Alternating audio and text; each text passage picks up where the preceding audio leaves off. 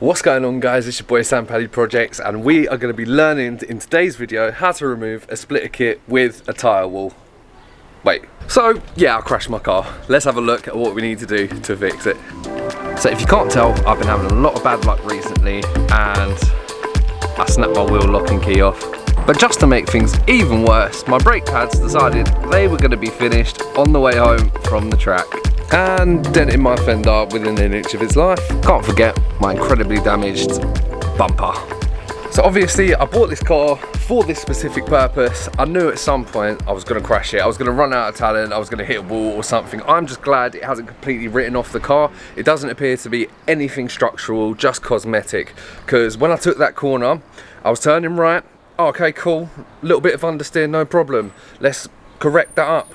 And yeah, couldn't correct it. Went straight onto the grass, but I only hit the tyre wall at about 20 miles an hour, which I was super lucky with, because any faster than that, I think the car would be a write-off.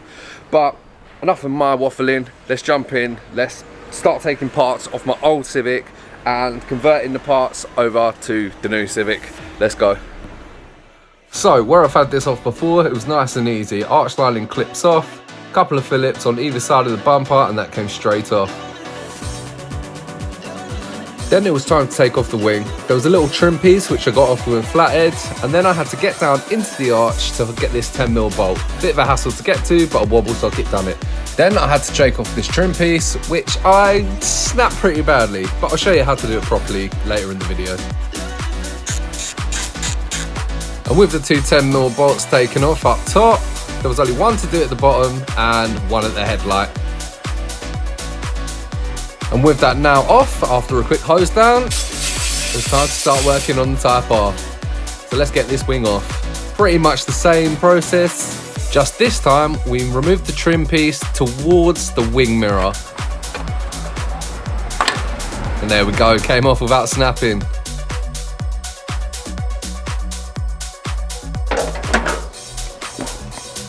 Now let's get this bumper off. Let's remove the tow hook and remove the lower lip from the bumper to swap it over with the other one. And this might not be the best way of actually taking it off. One thing that is worth pointing out is when I crashed, I believe I hit the tow hook first, like in a diagonal, and if we look at it straight on, that took most of the impact and bent. So I'm pretty sure if that wasn't there, then the impact would have went straight into the crash bar. And as we can see here, the crash bar still nice and straight, and our edges, this part of the chassis, which I was really worried about, is still straight. So we're good to go, boys.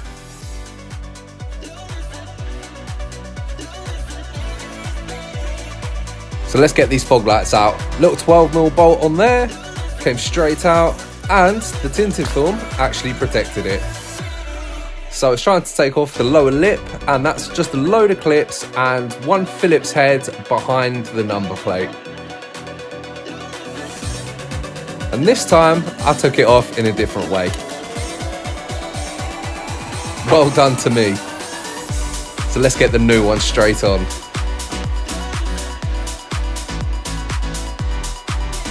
Let's put everything on loose just to make sure we can check off fitment. So let's get the bumper on and check the bonnet. Looks about right to me.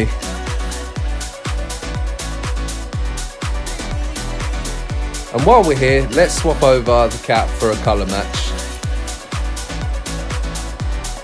I managed to recover one of my arch trims from the track, so half of it clips on, and we're just going to use some self-tappers for now just to hold it in. So, new day, new problem. We're going to be getting off these locking wheel nuts, which I've went and snapped the key in because over-torqued them.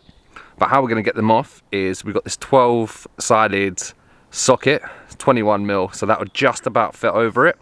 And we're going to knock that into place, we're going to get some grip on it, and then we're going to crank it loose. So, let's see how this goes.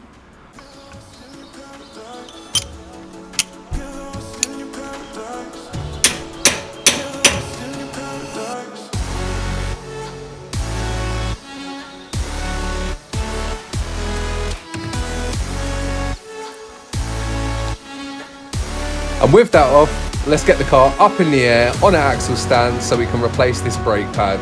It's completely scratched the brake rotor, so I will be getting new ones of those, and we will be doing a full video on overhauling the brakes, but have a look at this for now. Look at the state of this.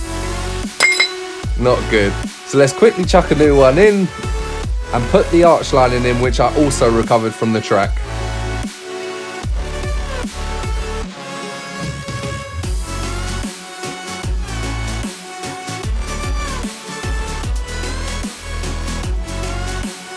And with all of that in, let's put the new number plate onto the new bumper.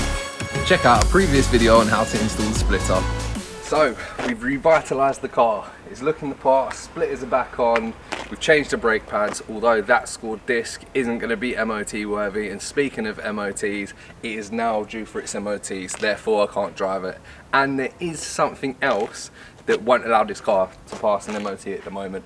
So what you're going to have to do for me is go down there, click the subscribe button and tune in next time. It's your boy Sam Paddy Projects, and I'm going to catch you on the next one.